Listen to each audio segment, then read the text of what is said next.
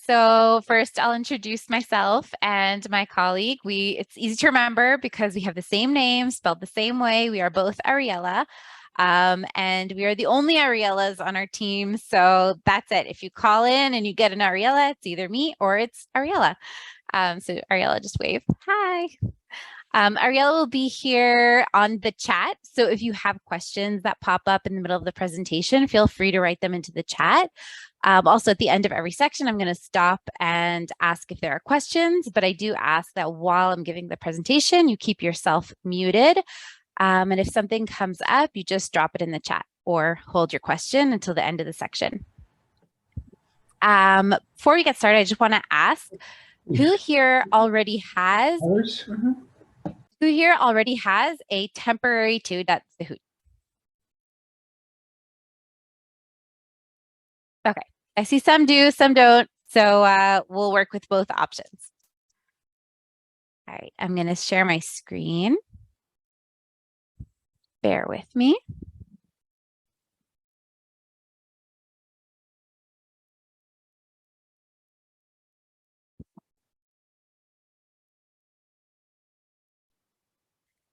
And here we go.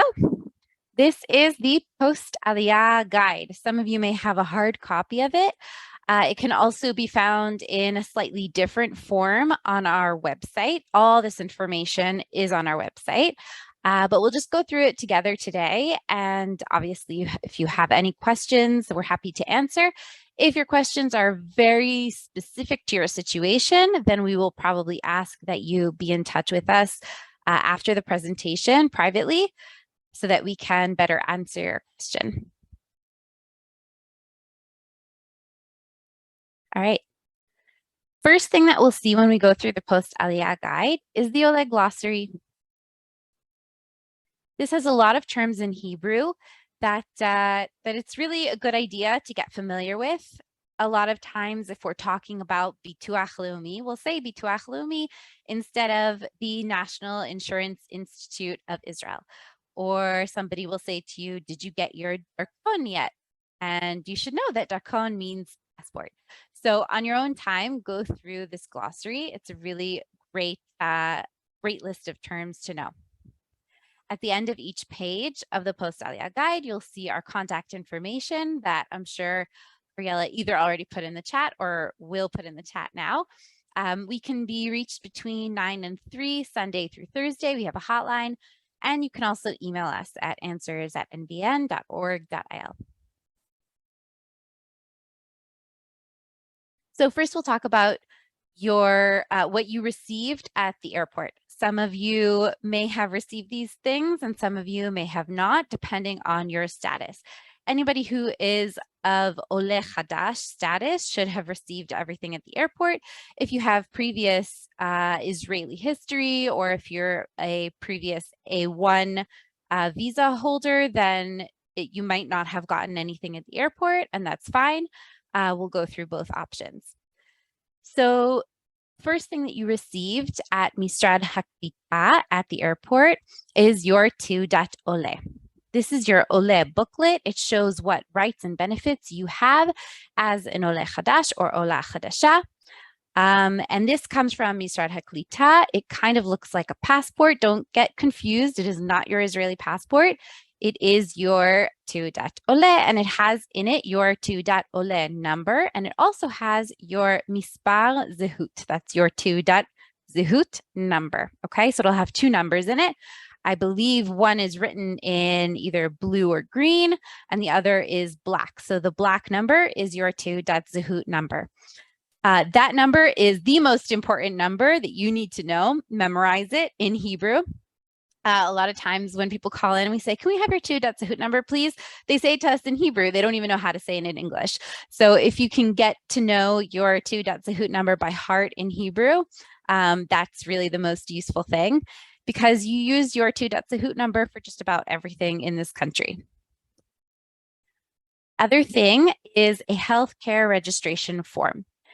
Is kind of like a half piece of paper. It has the Bituach Leumi symbol on it, which is a menorah, and it'll say your Kupat Cholim name on it, the Kupat Cholim that you chose before you made Aliyah. So it'll say that in Hebrew and in English.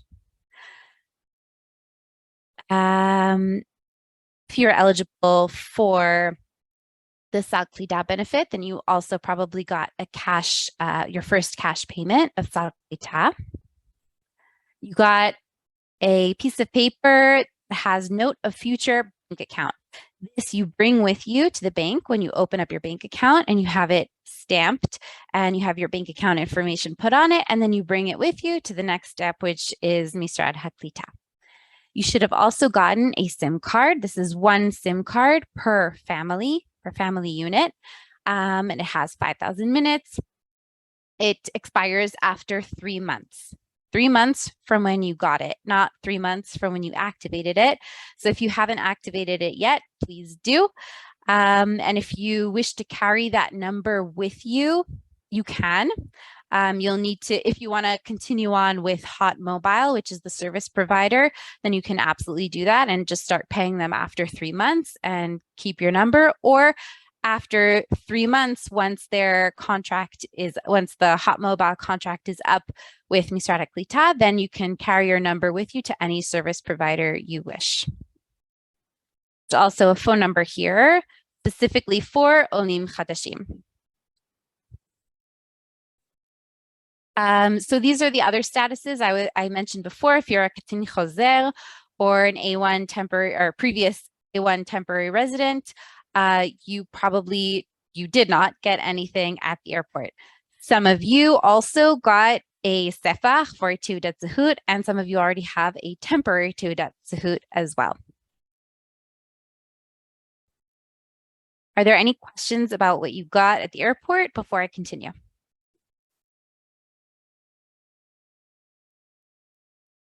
All right. Cool. So your first step is to apply for your biometric Teudat Zehut. Those who don't have a temporary Teudat Zehut, you will be receiving your temporary Teudat Zehut and applying for your biometric Teudat Zehut at the same time. Those who already have a temporary Teudat Zehut still need to take this step in order to apply for their biometric Teudat Zehut, but the timing might be a little different for you, because if you already have a temporary Teudat Zehut, that means you have 9 months, because there's an expiration date of 9 months from when you got it. So you might want to wait 3 months in order to apply for your biometric Teudat Zehut until you are eligible to also apply for a passport, so you could just do those at the same time. Those who don't have a temporary Teudat Zehut yet, this step you want to do as quickly as possible. You need a Teudat Zehut to do almost everything in this country. The next step, which is to open up a bank account, you cannot do until you have your Teudat Zehut in most cases. Okay, so how do you apply for your Teudat Zehut? Well, the first step is to make an appointment at Misrad HaPnim.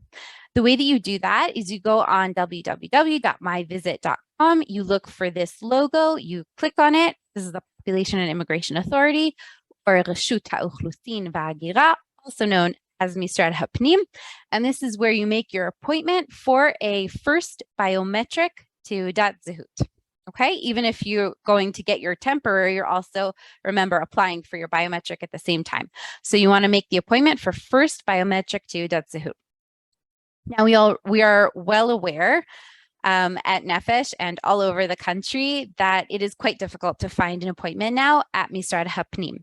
The thing is, if you go on the My Visit website right now, you might see that there are no appointments until January. But if you go at 8 o'clock tomorrow morning, or at 1 o'clock in the afternoon, or any other time, you might find that suddenly appointments open up, and we never know when that's going to happen. So I would encourage you to first try on your own for a few days, try a few times a day, going on, checking different branches. The other thing about Misrad HaPnim is you don't need to go to the branch necessarily in your city. You can go to nearby cities, even if it's an hour or 2 away. The closest appointment that you get, the better, because we want you to get your Teudat Zehut as quickly as possible. Okay, so this is for those who don't yet have a temporary Teudat Zehut. Just make the appointment as quickly as possible. And if you try for a few days in a row and you're really not managing to find anything, then please give us a call at the number that Ariella shared, star 3680, and we'll try and help you get an appointment. Okay, you might have to be flexible about where you go in the country. You might have to travel a little bit, but the sooner the better for those who do not yet have a temporary tillgat zehut. For those that do have a temporary tillgat zehut, there's no rush because you now have 9 months with your temporary tillgat zehut to go and do whatever you need to do, whether it's open up a bank account, meet with Misrata Klita, all the next steps. So I would suggest that you do go on the MyVisit website and make an appointment for 3 months from now. And then when you go to Misrata Pnim in 3 months, you can apply both for your biometric tillgat zehut and for your biometric passport at the same time. For those who are not aware, you need to wait 3 months from your Aliyah date until you're eligible to apply for your passport. So it makes sense to just wait those 3 months and go and get those done at the same time. Ariel, I was just gonna jump in. Some people had some questions about if they already got the temporary tillgat zehut at the tillgat zehut fair, about applying for the biometric version. Okay, so this is the same. We're gonna move on to what you need to bring with you and what you get there, and it's gonna be the same for everybody, whether you have your temporary tillgat zehut or not.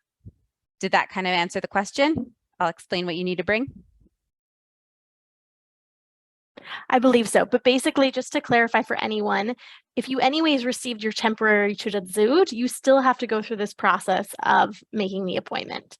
It's just someone who doesn't already have a temporary tillgat zehut. As Ariella Schwartz was saying, both of these steps apply to everyone. Right.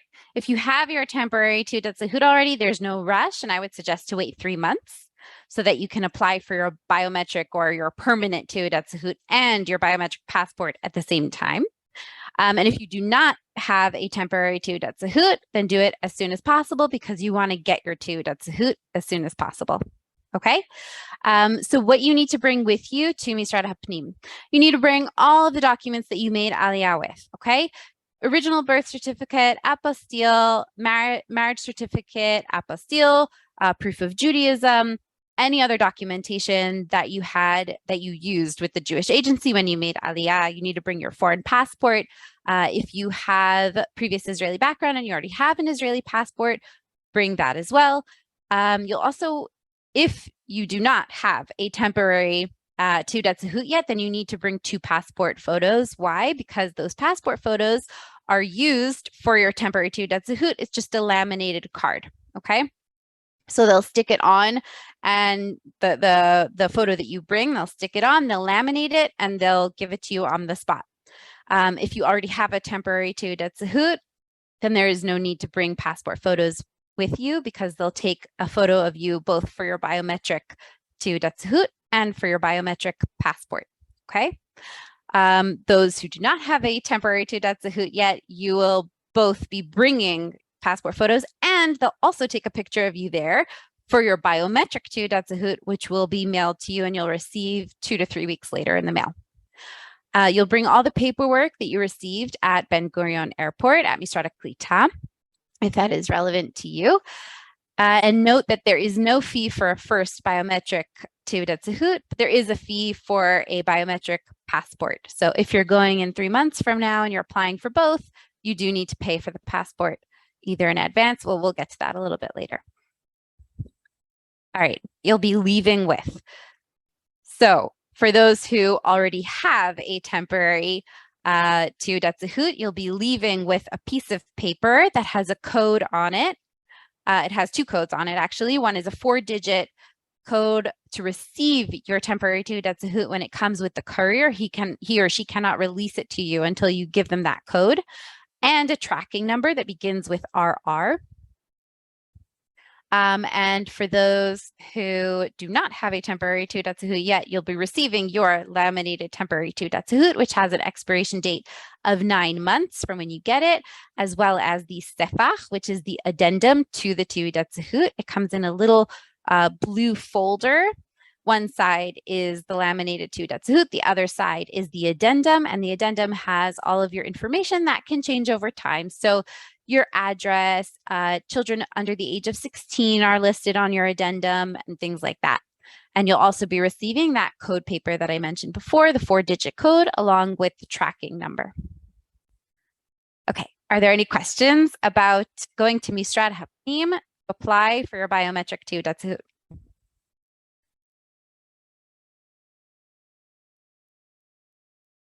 Okay. Don't be shy, guys. Really, if you have questions, ask them. Okay. We want to answer questions. Good. All right. Account. So your second step after you've received your teudat zehut, we're now assuming everybody has a teudat zehut, you're going to open up your bank account. Wonderful, mazal tov. If you are married and you came as a family or as a couple, both spouses need to go and open up the bank account together. It needs to be a joint bank account in order to receive your benefits from Misrad HaKlita. Okay, your sal klita is only going to be transferred into your account if you're a married couple, if you have a joint bank account. Okay. When you open up your Israeli bank account, it needs to be open with your teudat zehut number, which means that if you already have a bank account here in Israel and it's under your foreign passport number, you'll need to change that. You'll need to go to your bank and change it to be a citizenship status bank account under your teudat zehut number, also in order to receive your benefits.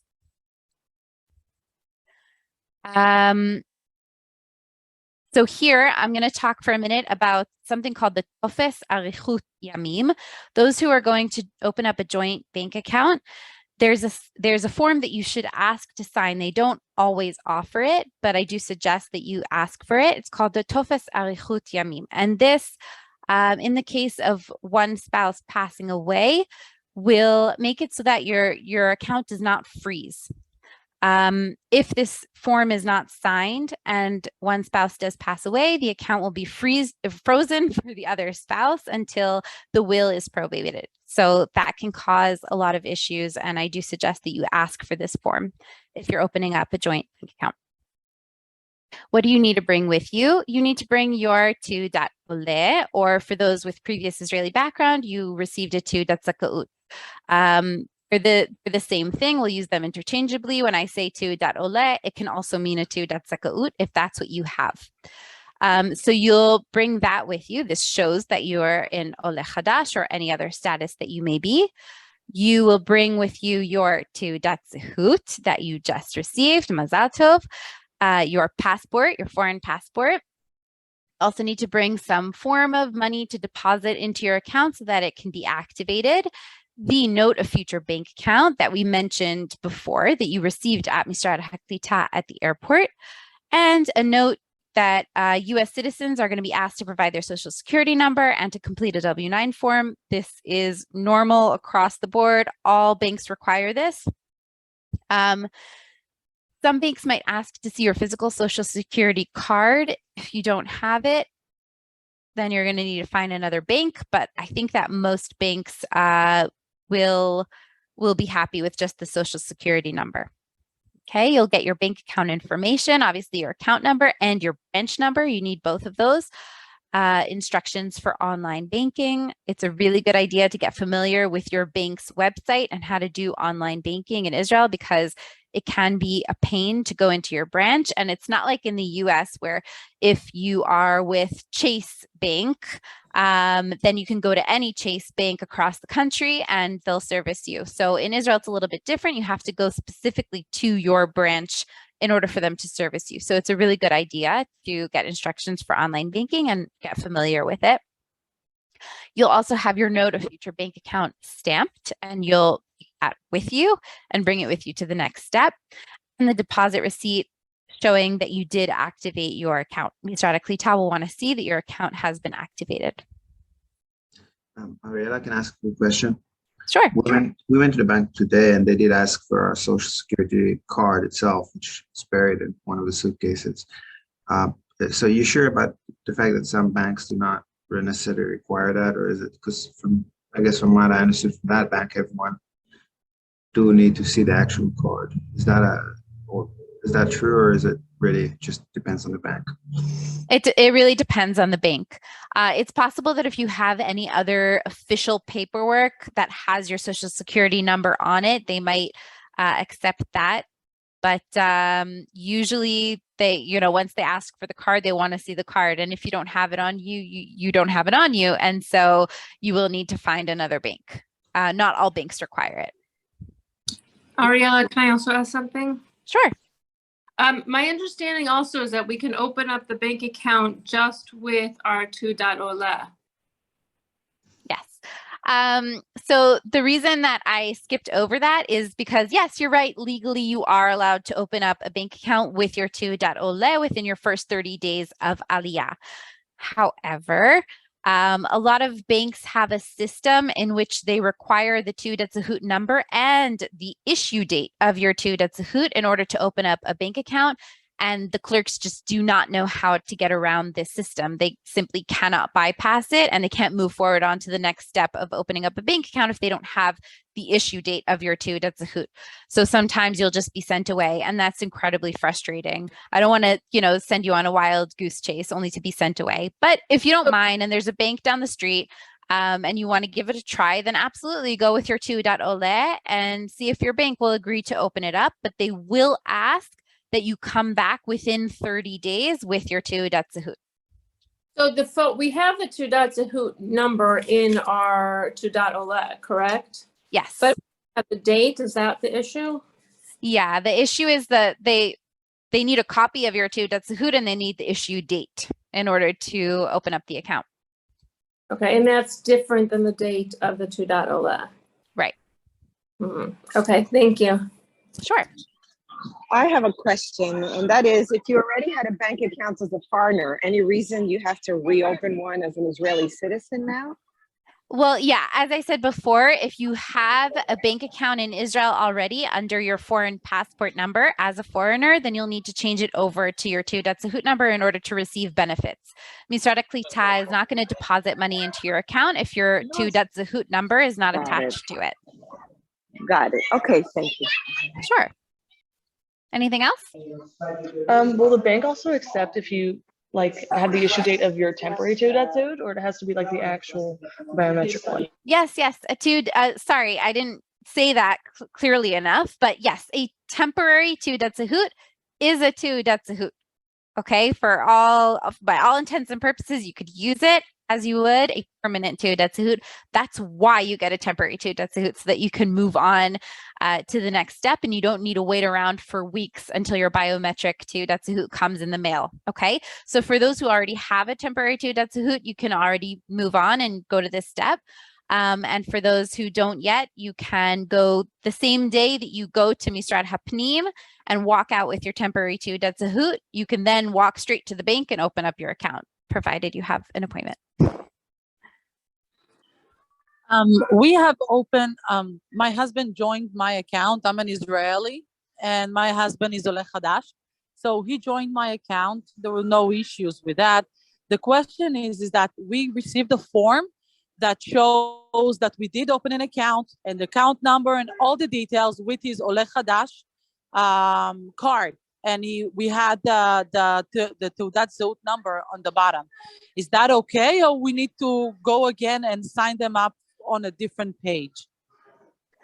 As if I understood correctly, he was able to join your bank account under his 2.zehut number using his 2.ole. Is that correct? Exactly. Okay, so as long as his 2.zehut number is attached to the account, that's totally fine. Did the bank ask for him to come back within 30 days and show his 2.zehut? No, nothing. Okay, I would suggest that once your husband does get a 2.zehut that he go back anyways, because the bank is eventually they're going to want to have a copy of his 2.zehut and the issue date of his 2.zehut. I understand that, but the question is that I have an appointment tomorrow to the interior department, and I need to show a bank account, right? So the question is that can I take the page that the bank printed that it's an approval for or an opening or joining a bank account, or do I need to sign them, go again and sign them on a different page? That he has an account. I'm not 100% sure that I understand the question. Ariella, did you understand the question? You said that in the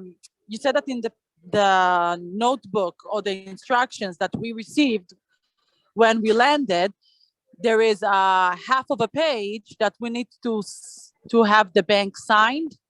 No, they're two That different shows that- things. There's the half page that's your healthcare registration form, and that has your Kupat Cholim name on it.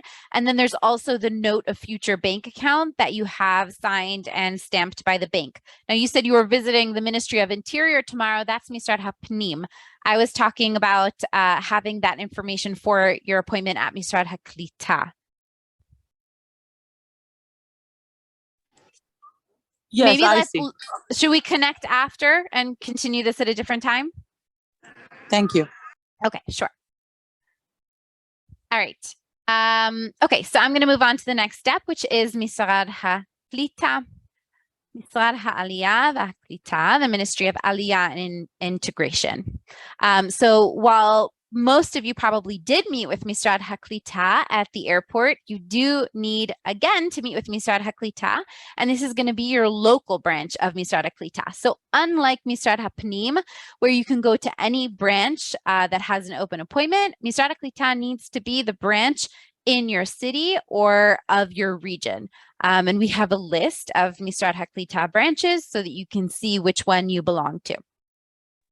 I have a quick question. Sure. So right now I'm next to Ashdod, and I'm planning to move to the Tel Aviv area. And I also was told that it has to be local to you.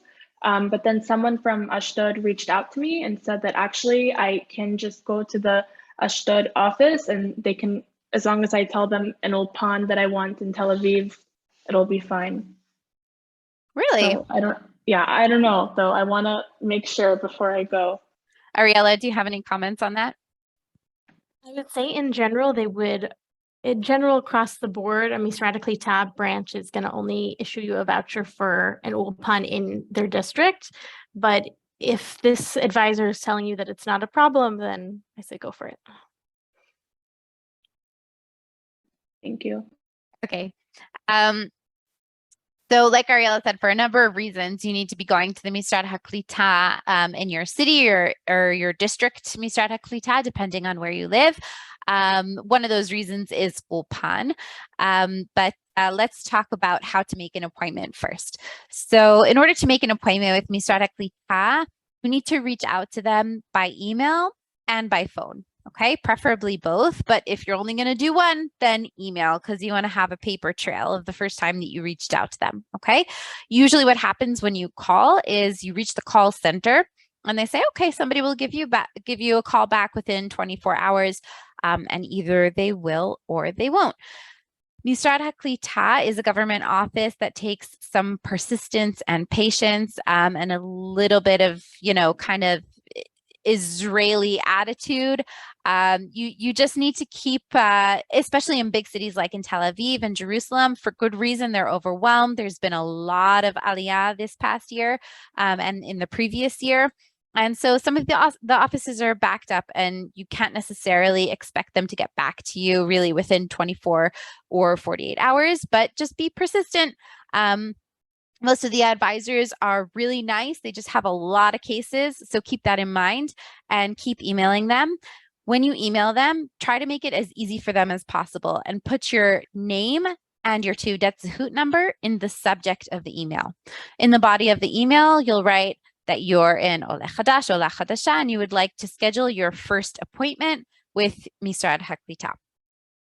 After they get back to you, first of all, they're probably going to ask you to send them some documents by email. And then once they receive those documents, then they'll make an appointment with you.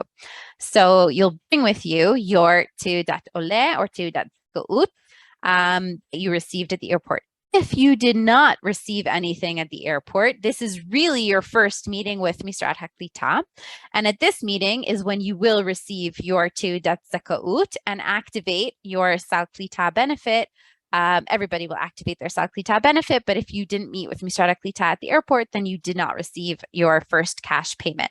Okay, so this is where those people will jump in and make up for the things that they did not receive at Misrad HaKlita at the airport. Okay, so you will bring or receive Teudat Oleh / Teudat Zakaut. You'll also bring your Teudat Zehut. You'll bring that form that was stamped by your bank. This is important because this is how Misrad HaKlita will send you your Sal Klita money straight into your bank account. And they need your bank account information in order to do that. Also want to see that your bank account has been activated. So you'll provide the receipt of deposit or a bank statement. And if you have an Israeli passport, then bring that with you as well. And if you have a foreign passport, I would say bring that as well. Important to note that if you're a Katin Choser, you'll also be asked for your entries and exits form. This you can get from Misrad HaPnim easily. You just ask them to print it out. If you don't have a Misrad HaPnim appointment before, then you can go to any Misrad HaPnim branch, and most Misrad HaPnim branches have stations outside where you can print things out, and you can print out your entries and exits form. You'll get from Misrad HaKlita. Okay, so you'll have your Sal Klita activated. That means probably within about a month after visiting Misrad HaKlita, you'll receive your first payment of Sal Klita straight into your account. You'll also get information about the local Ulpanim. If you want to register for Ulpan right away, then you'll get a voucher. It's best to do research. If you do want to register for Ulpan right away, it's best to do research before you go to Misrad HaKlita so that you already know which Ulpan you want, and you can ask them for a voucher while you're there. The vouchers are for specific Ulpanim and not a general voucher. So before you get your voucher, you'll want to know. You can also get advice on other resources in your neighborhood. If you're going to be a student, you can talk to them about tuition assistance if this is applicable to you, and any other rights and benefits. So we have a whole section of rights and benefits. And I always suggest that before you're meeting with Misrad HaKlita, you do a quick review of your rights and benefits as Olim Chadashim, because it's best to go in there with questions and come out with answers than to come out with questions. Are there any questions on this section about meeting with Misrad HaKlita?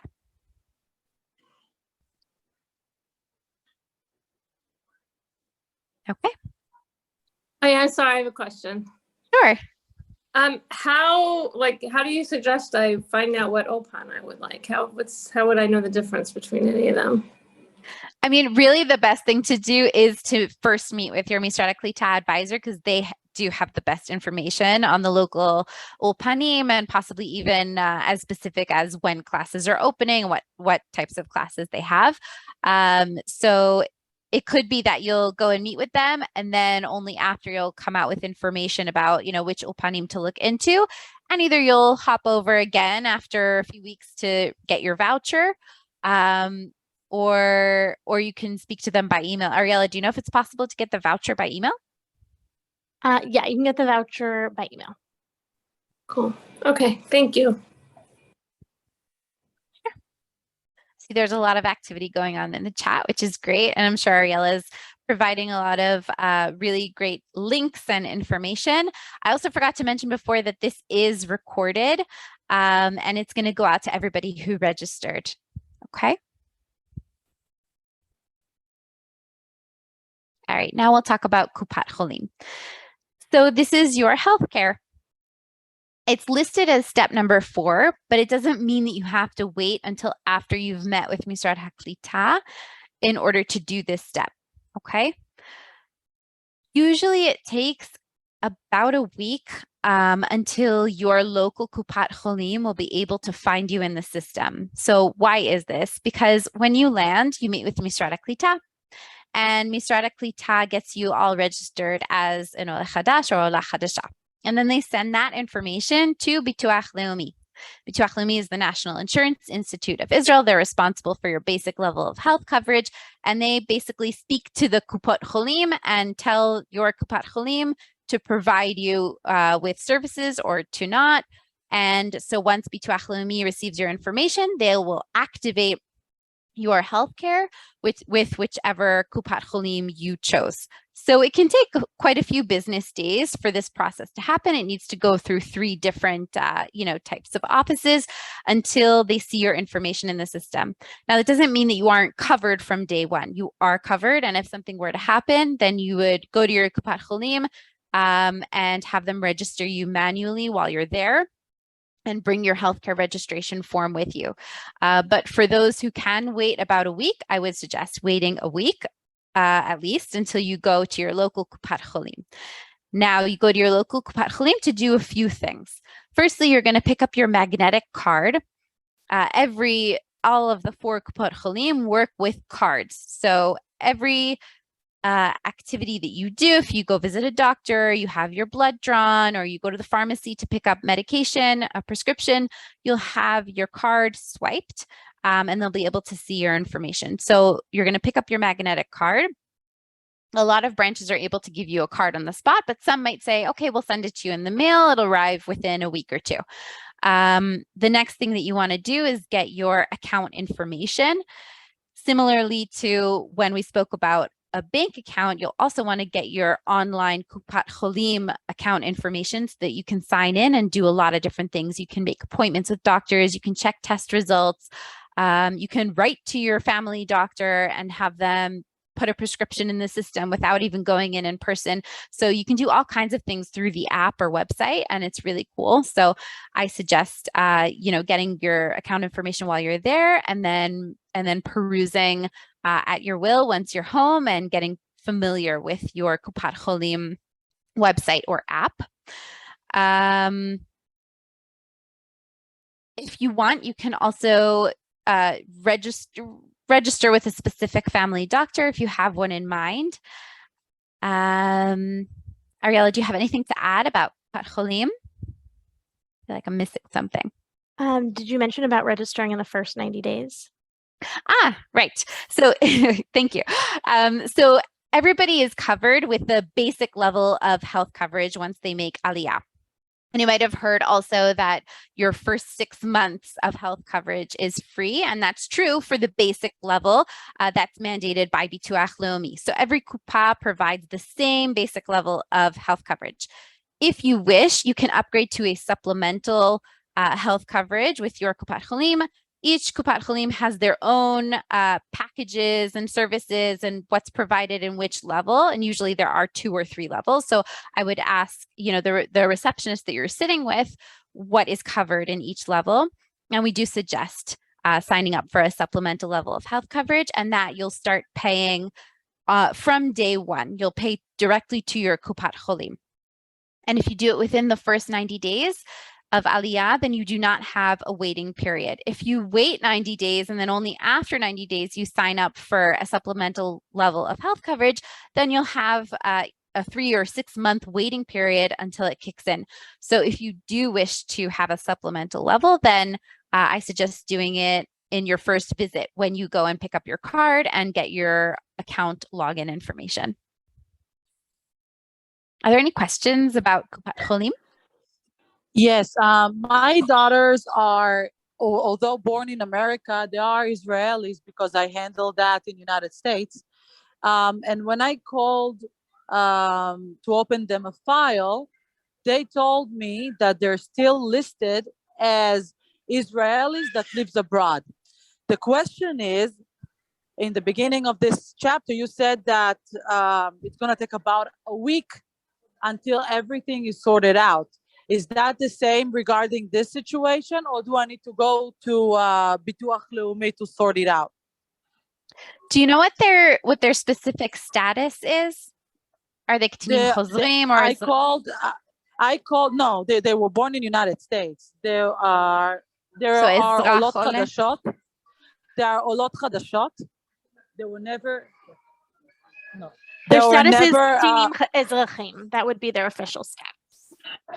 So right now they said that they are listed as Ezrach Shechai Bechul. Okay. Yeah, go ahead, Ariella. So first of all, I recommend sending us an email about this because we can check what their status is with Misrad Panim. And I also recommend that you go to Bituach Leumi physically to make sure that you register for Bituach Leumi, even though you'll have most likely a waiting period. And the second that you're properly registered with Bituach Leumi and your children's status is corrected within Misrad Panim, then they will be registered without a waiting period for Kupat Cholim. So I already handled that before I moved to United States, to Israel. But you know what? It can be take a little bit of time. So I'll contact you personally afterwards. Okay, wonderful. So our Moked will most likely be closed, but send us an email and we'll definitely be in touch with you either later today or tomorrow morning. I have a question regarding Kupat Cholim. Sure, go ahead. I was just wondering, do we need a bank account in order to sign up, to get our magnetic card and to sign up for a complimentary service? So for the supplemental healthcare, you do need a bank account. Actually, Ariella, can you use a foreign bank account? You might be able to do that. Yes, you can use a foreign account. Okay. But I mean, it might be easier for you just either way. Remember that you are covered now. You have your basic level of health coverage. So while yes, you can go to your Kupat Cholim, if it's been about a week, you can go to your Kupat Cholim and pick up your card and everything like that. But if you wish for your supplemental level of health coverage, which is billed to you on a monthly basis, to be to your Israeli account, because I don't know which account you're going to use more often, if you're going to, switch over to using your Israeli account or continue to use your foreign account. But you might want to go and pick up your card and then come back a week or two later once you've opened up your bank account and sign up for the supplemental level. So we can sign up for the supplemental level after we pick up our bank account within the 90 days so that it still applies, right? Within the 90 days, yes. Okay, so we don't have to do it we don't have to do it at the same time, the same day kind of situation. No, it just needs to be within 90 days of your Aliyah. Perfect, thank you. Can you explain what the point of how does someone determine if they need supplemental insurance or not? I would just, I don't know if this is wrong, but I would make a blanket statement and say that most people do. Most people do have supplemental levels of health insurance and need them. They cover things like dental care and I don't know, 2 or 3 private doctor visits per year. It depends on your Kupat Cholim and it depends on the level, obviously. You should speak to the receptionist about it to see really what each one covers. And I really think that you'll choose supplemental. I'm not telling anybody what to do, but I think you'll find that that it'll be worth your while to pay for a supplemental level. Okay, thanks. Sure.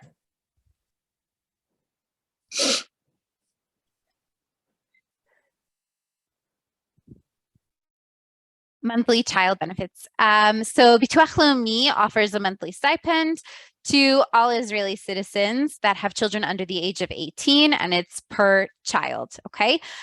So you are entitled to these payments from the minute you make Aliyah. However, it'll only be paid retroactively for 3 months and not more. So, sorry.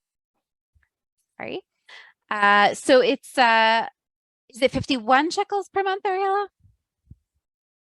I believe so. Yeah, I think it's something like 51 shekels per month per child. So you should just know what it is so that you can look out for it. And if you don't see it within the first month or two, then you can be in touch with us about activating it, but usually it happens automatically.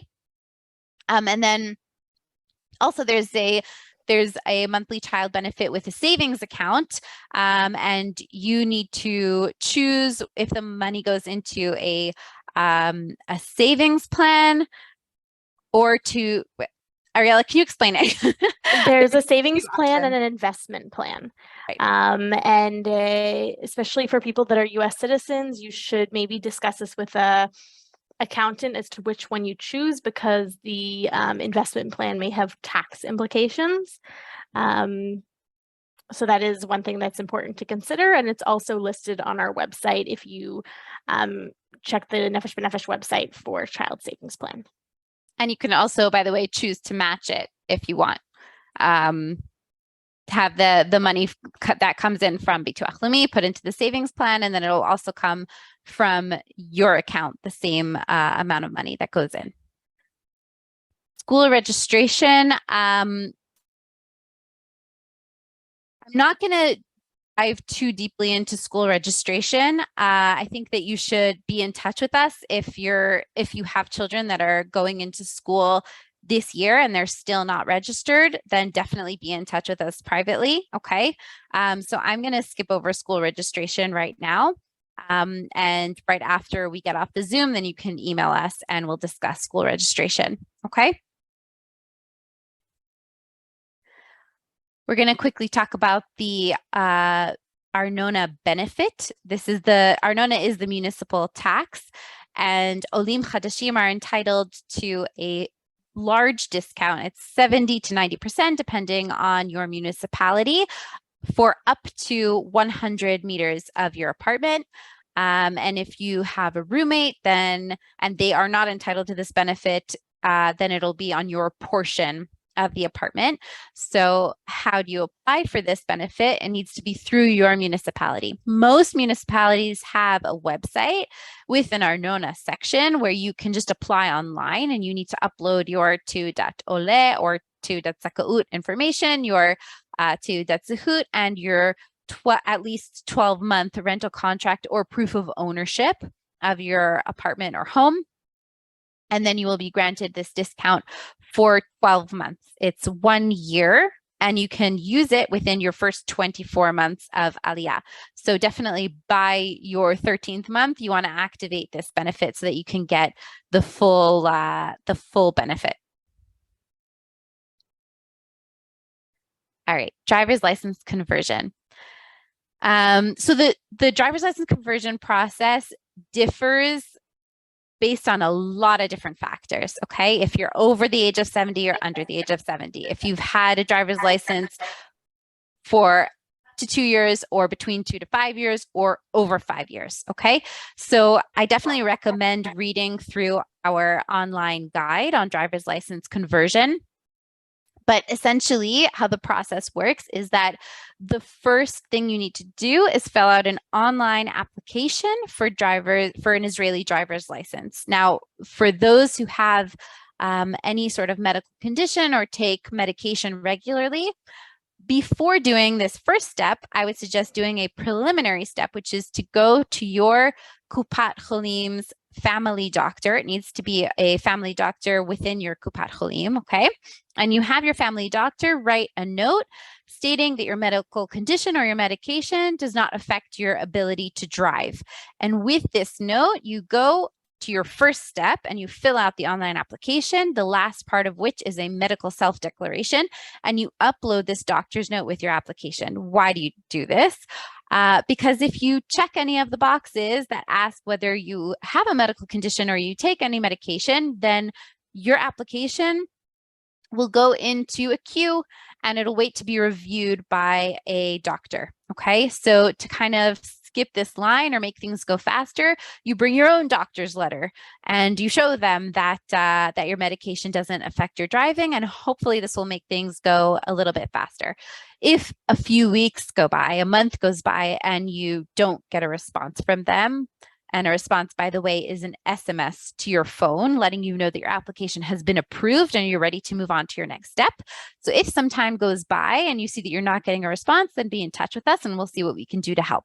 Okay, so after you have completed your first step and you've uploaded your application and you have received your SMS from Misrad Harishoy, letting you know that you can move on to your next step is to visit a optometrist that is affiliated with ISTA or Femi Premium, which are the two companies that provide services for Misrad Harishoy.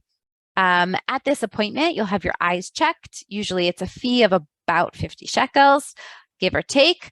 And you'll also have your picture taken. When you have your picture taken at the optometrist, this is the photo that they'll be using on your driver's license. So just so you know, make yourself pretty before you go to the optometrist. It's worth it.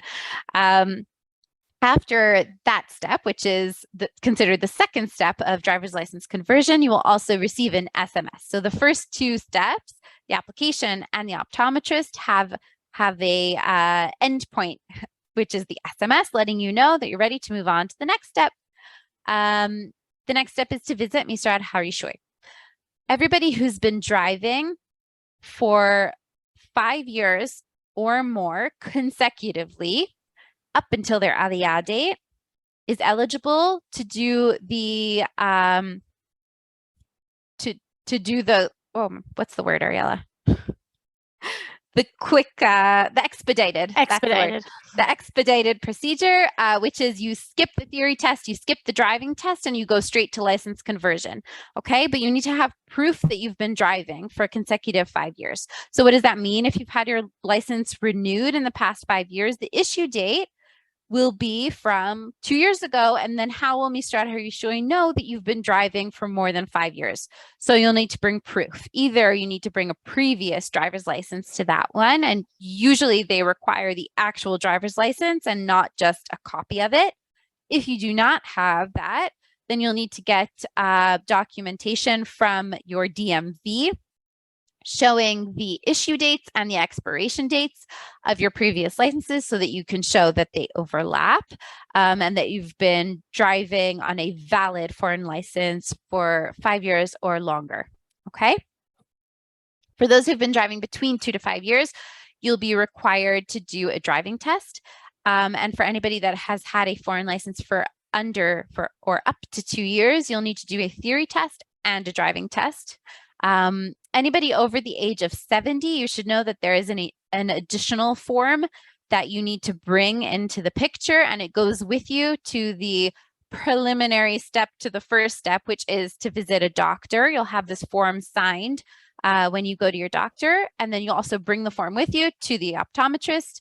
Either way, you're doing these 2 steps. So it's just remembering to bring this form with you to these 2 steps, and then you'll mail it in to Misrad Harishoy.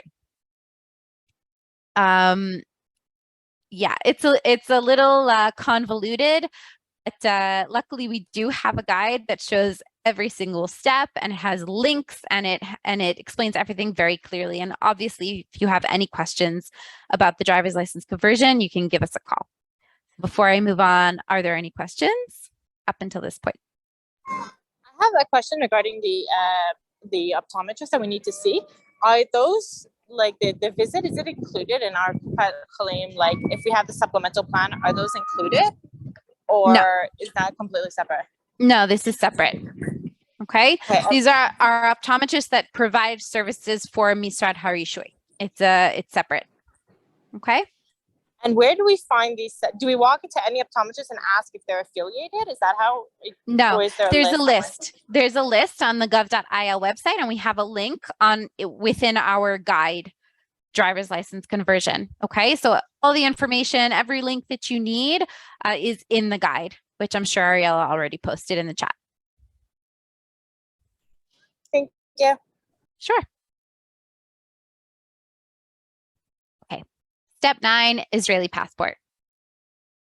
Okay, as I mentioned before, you need to wait a full 3 months or 90 days, whichever is longer, from your Aliyah date until you're eligible to apply for your Israeli passport.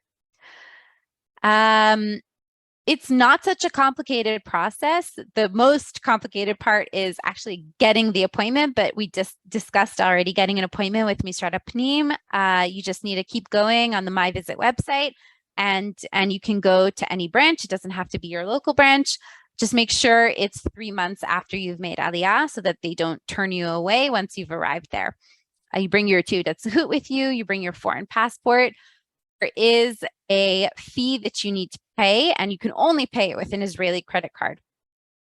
You can pay in advance, and it is cheaper if you do so.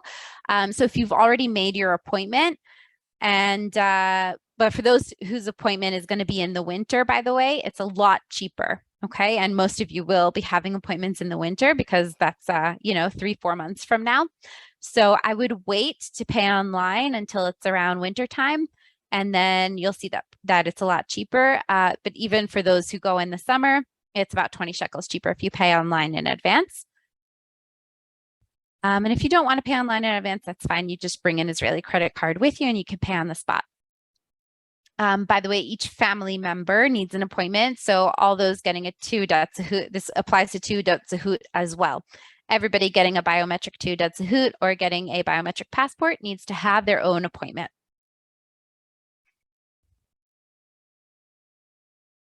Also important to note that currently it is fine for all of you to travel. You can leave Israel and you can return to Israel, even though most of you do not have Israeli passports.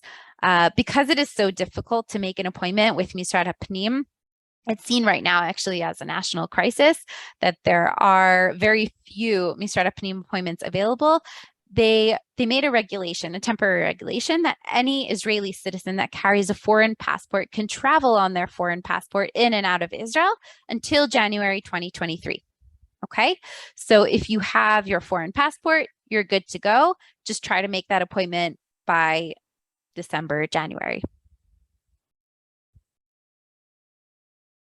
Any questions?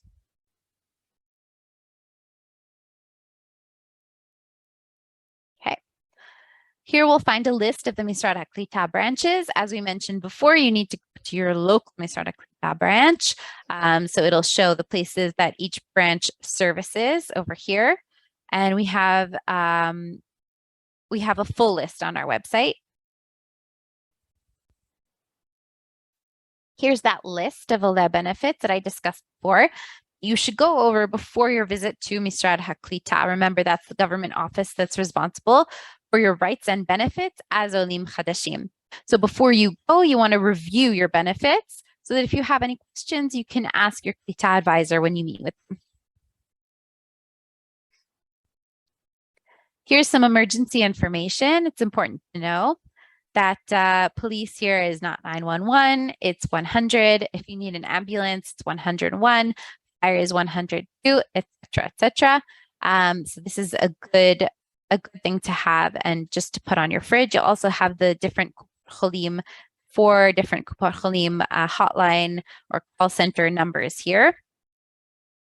I want to talk for a minute about going to an emergency room because it does work differently here than it does abroad. Okay. If you need to go to an emergency room, if it's something that's life-threatening, don't think twice, just go, okay? Obviously. Why am I saying that? Because if you stubbed your toe really badly and you think that you may have a broken toe and you need to go get an x-ray, that is not life-threatening. And before you go to the emergency room to get that x-ray, call your Kupat Cholim at whichever number applies to you. And ask to speak to a doctor or nurse on call, explain to them what happened, and they will put a referral into the system. You'll have it in your file so that when you show up at the emergency room and they swipe your card, like they always do, they'll see that you have a referral in the system and they're not going to charge you 800 shekels for showing up at the emergency room, okay? If you show up at the emergency room and you are not admitted overnight, they will charge you 800 shekels. If it's a life-threatening situation, you'll probably anyways, you or whoever it is will probably anyways be admitted overnight and there will be no additional fee. But if it is something like a broken toe, then I do suggest calling your cholim and getting a referral before showing up at the emergency room.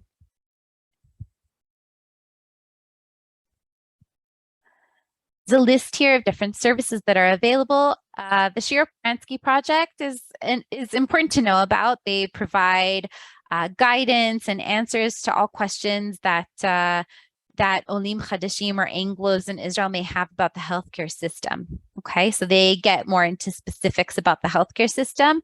So they're just good to know about. And also Yad Sarah is a medical lending service. There are a range of different medical equipment that they offer to lend out.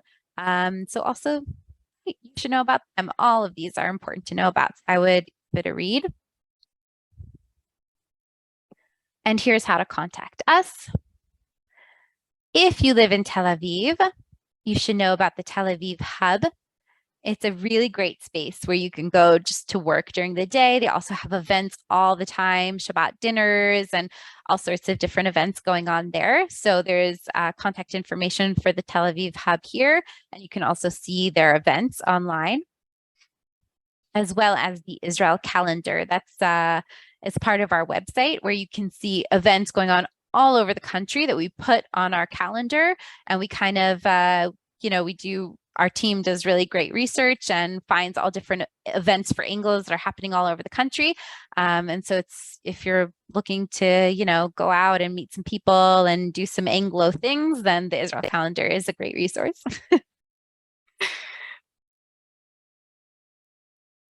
All right. Thank you so much for sticking around for this hour. Does anybody have any questions that they want to ask?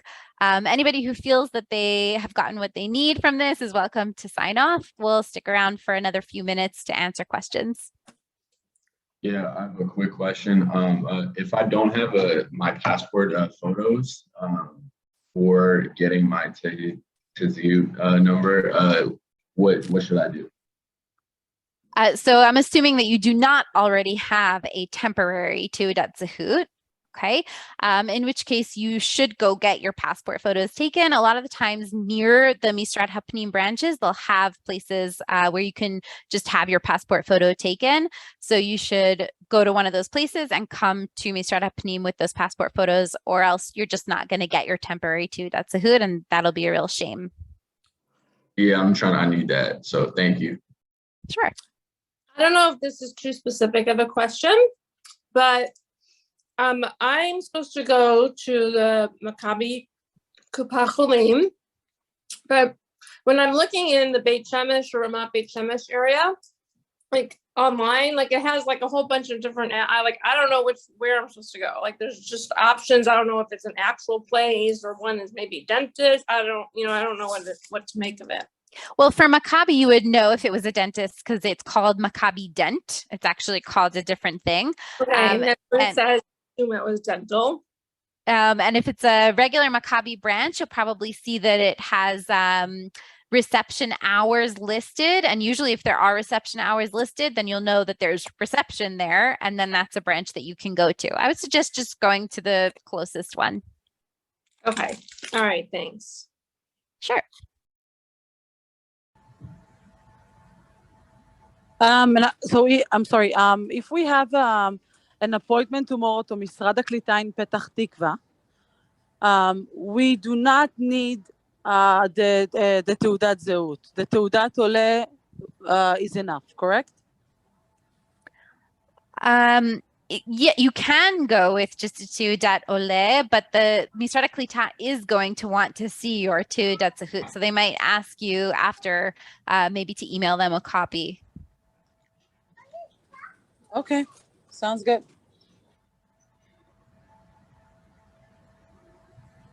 Sorry to be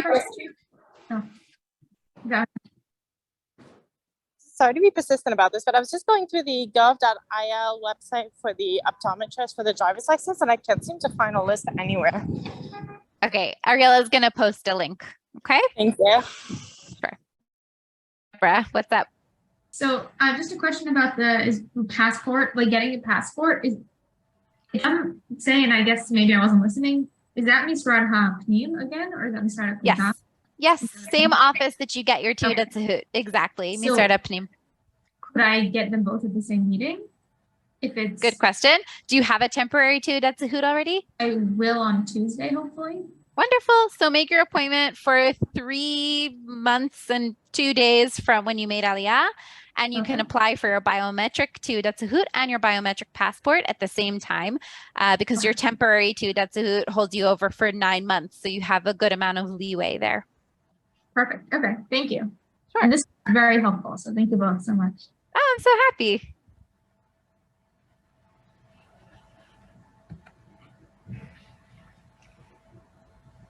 I had a question about the Arnona. If I'm like in like subsidized by my employer, am I still responsible for like those municipality taxes, or? I'm sorry, again, you said you have your rent subsidized by your employer? Yes. I think that depends on whether your employer is paying for the Arnona or you're responsible for paying the Arnona. If Okay. you're responsible for paying the Arnona, then you would be able to make use of this benefit. If your employer is paying for Arnona, then they can't use the benefit because it's under their name and not yours. Right. Okay. Thank you. I have a question about Arnona also. We've been renting an apartment in Israel, anticipating our Aliyah. So at what point would the payments that we've made to our own Arnona be applied or be part of this calculation? This is an Ole benefit. So it would be from your Aliyah date, you would be entitled to this benefit. So we've just, so it would be the payments that we're going to make, they'll calculate it based upon, because I think we're paying monthly or quarterly, I'm not quite sure. Right, monthly. So it'll be from your Aliyah month for 12 months. Okay, thank you. Sure.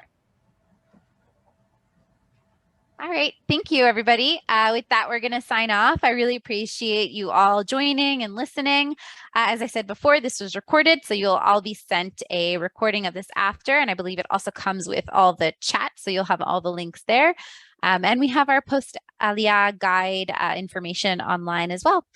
And if you have any questions, please don't hesitate to call us at *3680 between 9 and 3 on work days in Israel, which is Sunday through Thursday, or email us. Have a great day and a great week. Mazel tov, everyone. Thank you.